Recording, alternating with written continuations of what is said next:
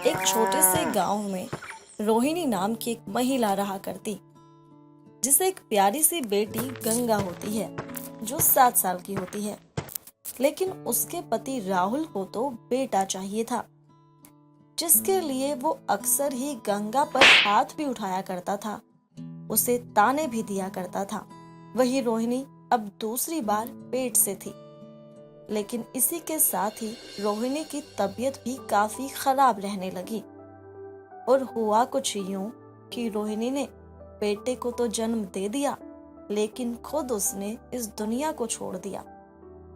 जिसके बाद राहुल ने दूसरी शादी कर ली, लेकिन गंगा और उसके छोटे भाई यश की सौतेली माँ बहुत ही जालिम थी। राहुल का एक छोटा भाई भी था आकाश, और उसकी पत्नी सुमन। दोनों को ही बच्चों की हालत पर तरस आता, लेकिन अपने भाई भाभी के सामने वो कुछ नहीं कर पाते। ए गंगा, जल्दी से सारा काम कर, वरना आज खाना नहीं मिलेगा। माँ, मैं काम तो कर रही हूँ, लेकिन आप देखिए ना, यश तो बहुत रो रहा है। क्या आप यश को थोड़ी देर संभाल लोगी? अरे जा, मैं क्यों संभालूं किसी और की औलाद को? तू खुद ही काम कर और खुद ही अपने भाई को संभाल। माँ, लेकिन मैं दोनों काम एक साथ कैसे कर सकती हूँ? ए लड़की, मुझसे जुबान लड़ाने की जरूरत नहीं है। चुपचाप घर का सारा काम कर। भाभी अब थोड़ा तो तरस खाइए, बच्ची है वो छोटी सी। गंगा, ये काम तुम मत करो, मैं कर दूंगी। मेरी प्यारी बच्ची धूप में एकदम लाल पड़ गई है। तुम ना चुपचाप अपने काम से काम रखो, बीच में पड़ने की जरूरत नहीं है। खुद तो औलाद पैदा कर नहीं पा रहे हो और आए बड़े ममता बरसाने वाले। भाभी अब सुमन से ऐसे बात नहीं कर सकती हो। रहने दो आकाश, वैसे भी ये गलत ही क्या बोल रही है, बिल्कुल सही कह रही है।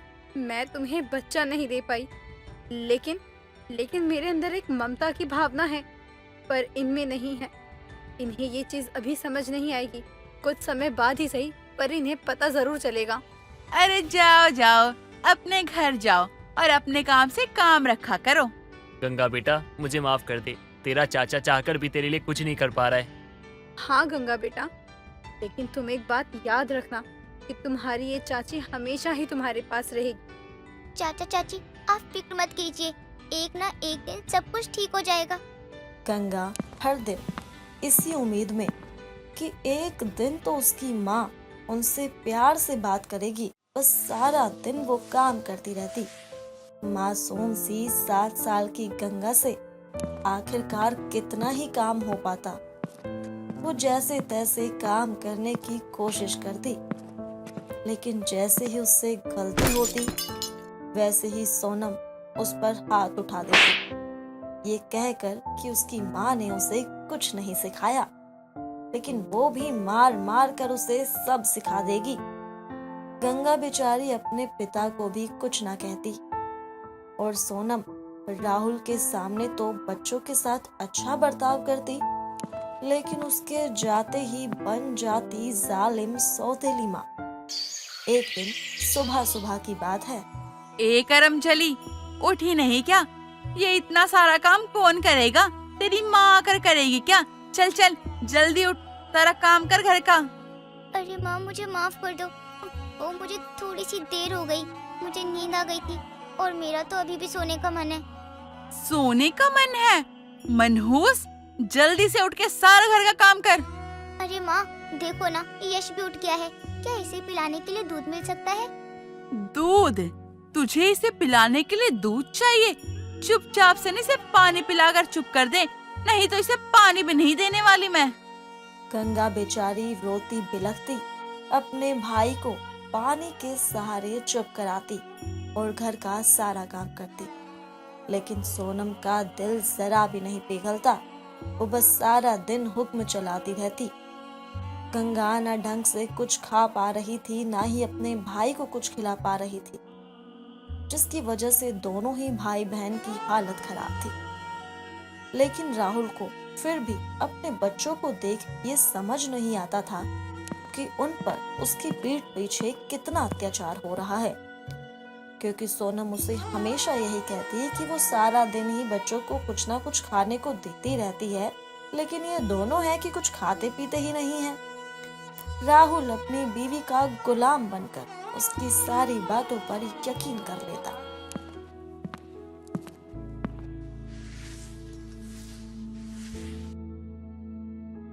बेटा, तुम धूप में क्या कर रही हो? चलो अंदर चलो। चाचा चाचा आप फिक्र मत करो, मेरा काम बस होने ही वाला है। आहा, आई बड़ी, चल चल अंदर चल। काम कौन करेगा? काम तो तुझे करना ही पड़ेगा, नहीं तो मैं इसे खाना ही नहीं देने वाली। भाभी ये बच्ची है, इस पे थोड़ा तो तरस खाओ। मैंने तुम्हें पहले भी यही समझाया था ना कि अपने काम से काम रखो। अगर बच्चे पालने का इतना ही शौक है तो बच्चे पैदा क्यों नहीं करते हो? वो तो तुमसे होने वाला है नहीं। भाभी देखिएगा आप, एक दिन आपको इसकी सजा मिलेगी। आकाश सुमन के पास जाता है अपने घर पर और बहुत परेशान होता है। सुमन, मैं परेशान हो गया हूँ, कब तक चलेगा ये सब? मैं भी इसी वजह से परेशान रहती हूँ। मुझसे तो इन बच्चों की हालत जरा सी भी नहीं देखी जाती। हमें कुछ तो करना होगा। दोनों बच्चे की हालत बद से ज्यादा बदतर हो रही है। आज चाहे जो भी हो जाए, दोनों बच्चों को अपने साथ लाऊंगा और अपने पास रखूंगा, फिर चाहे कुछ भी हो जाए। गंगा, ओ गंगा, बिटिया कहाँ हो तुम? हाँ चाचा, क्या बात है बताइए ना। यश बेटा को अपने साथ लो और हमारे साथ चलो। अब से तुम हमारे साथ रहोगी।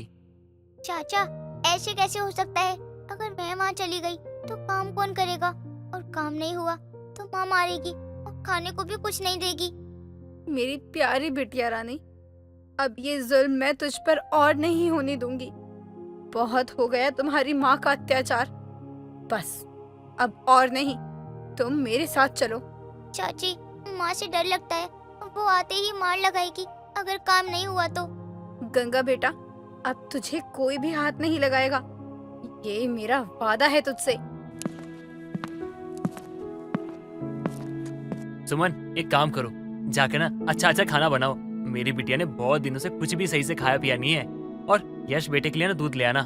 हाँ, मैं दोनों बच्चियों के लिए खाने का इंतजाम करती हूँ। सुमन और आकाश गंगा को खाना खिलाते हैं। सुमन यश को अपनी गोद में लेटाकर उसे दूध पिलाती है, जिससे यश शांत हो जाता है और सुमन की गोद में ही बड़े प्यार से सो जाता है। जिसके बाद आकाश भी गंगा को सुला देता है। इतने प्यारे बच्चों पर उस चुड़ैल को जरा भी तरस नहीं आ रहा। भगवान भी कैसी नाइंसाफी करता है। जिनके पास बच्चे हैं उन्हें उनकी कदर नहीं, और जिनके पास बच्चे नहीं उन्हें बच्चों के लिए तरसा दिया जाता है। तुम चिंता मत करो, बच्चों का ध्यान हम रखेंगे। और मैं भी देखता हूँ ये सोनम भाभी किस हद तक जाती है। हाँ,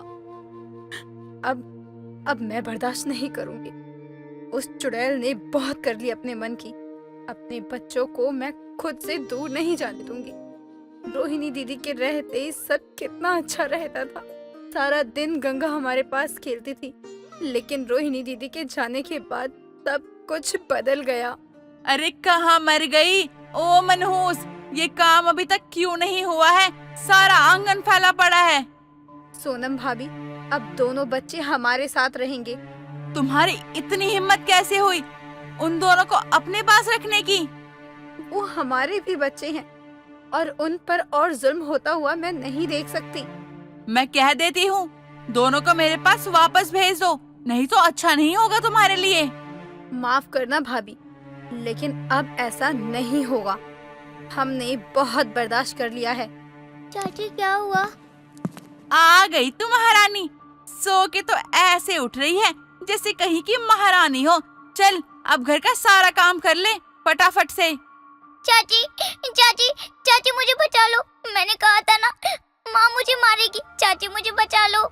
गंगा बिटिया, तू चिंता मत कर, तेरे चाचा चाची हैं तेरे साथ। सोनम गंगा की तरफ बढ़ती है और हाथ उठाने की कोशिश करती है, लेकिन तभी सुमन सोनम का हाथ पकड़ लेती है और उसे दूर झटक देती है।